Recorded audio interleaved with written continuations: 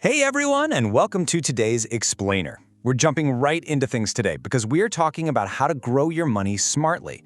Specifically, how to shield yourself from wild market volatility by mastering what some might think is just a boring classic financial tool, the fixed deposit. Trust me, there is some absolute genius-level strategy hiding behind this, so let's get into it. So picture this. You've got $10,000 sitting safely in your bank account. You pull up the app on your phone, you see the balance, and you feel pretty good about it, right? But I've got to ask you a tough question. Is your $10,000 just sitting there collecting digital dust, or is it actually out there making money for you? You see, it is entirely possible to earn interest on your cash without the heart-stopping stress of stock market dips, but there's a huge catch here. Most people just blindly chase the absolute highest interest rate they can find, and honestly, that mistake can cost them big time. Today, we're going to learn how to avoid exactly that. All right, let's kick things off with Section 1, Basics of Fixed Deposits. So what actually is it? At its core, it comes down to a really simple equation. Fixed money plus a fixed term equals interest. Basically, you take a set amount of cash, you park it in a financial institution for a completely predetermined amount of time, and in exchange for locking that money away, they guarantee you a specific return. Think of it like a legally binding contract of patience. Let's put some real numbers to this to see how it works in practice. We're going to start at level 1 with a nice round baseline investment of $1,000. Okay, let's say you lock in a basic interest rate of 5% per year. If we do some quick math, $1,000 multiplied by 5% means you're making $50. So, at the end of the year, your total is $1,050. Seems incredibly straightforward, right? Well, hold on a second. Real-world finance is almost never just a simple multiplication problem. Here's the trap that literally everyone falls into. That massive headline interest rate plastered on the bank's window does not automatically equal your final return.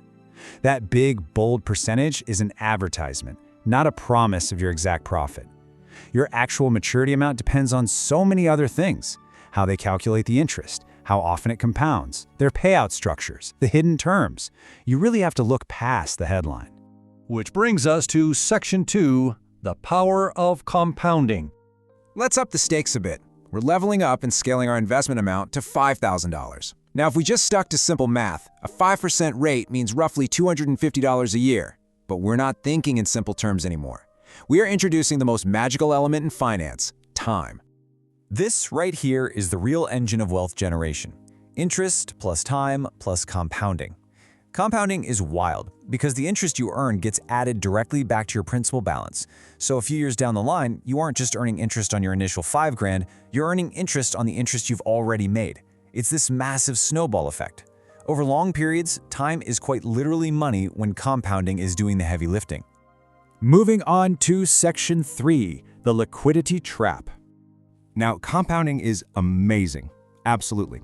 But we've got to talk about the downside when you start dealing with bigger, more critical chunks of cash. This is the final boss level of our explainer today. Let's look at $10,000. The natural temptation is to think, oh, I'll just dump this entire 10 grand into one massive, long-term fixed deposit to squeeze out the absolute maximum return. Is that actually the smartest move? Honestly, usually not. And it all comes down to one word: liquidity. Imagine you lock up all 10 grand for 5 years. You're feeling great. But then, 3 months later, boom, you have an emergency and desperately need $2,000 right now. Because all your cash is trapped in that single deposit, you are forced to break the entire thing early. And banks, they will hit you with hefty penalties or severely slash your interest rate. By trying to maximize your return, you literally lost money because you didn't leave yourself any liquidity. So how do we beat that? Section 4, the FD laddering strategy. This is the smart investor's absolute secret weapon for balancing growth with flexibility. Let's break it down. Instead of one massive lump sum, step 1 is to chop that $10,000 up into 5 separate $2,000 deposits. Step 2, and this is where the magic happens, you arrange them with staggered maturity dates. Say one matures in a year, the next in 2 years, and so on. Step 3, as each one finishes its term, if you need the cash for an emergency, you've got it, penalty-free. If you don't need it, you simply reinvest it at whatever the current rates are. It's a beautifully balanced system that gives you constant liquidity while still capturing those long-term returns. Okay, Section 5, Taxes and Deposit Safety. We have to talk about the fine print. because this is what completely destroys the illusion that the highest rate is automatically the best choice. Let's say you earned $500 in interest. You have to remember that isn't just pure, untouched profit going straight in your pocket. Earned interest is subject to tax rules based on your specific jurisdiction and your income bracket. You always have to calculate what you actually get to keep after taxes. Think about it like this. Bank A offers 5%, and Bank B offers 5.25%. Bank B is a no-brainer, right? Actually, scratch that. Not necessarily. Once you factor in your after-tax return, the compounding frequency, and maybe some really strict early withdrawal rules, that shiny 5.25% rate might actually leave you with less usable cash than Bank A. You have got to compare things beyond just that big headline number. We also need to bust a massive myth right now. The idea that these accounts are 100% automatically zero risk.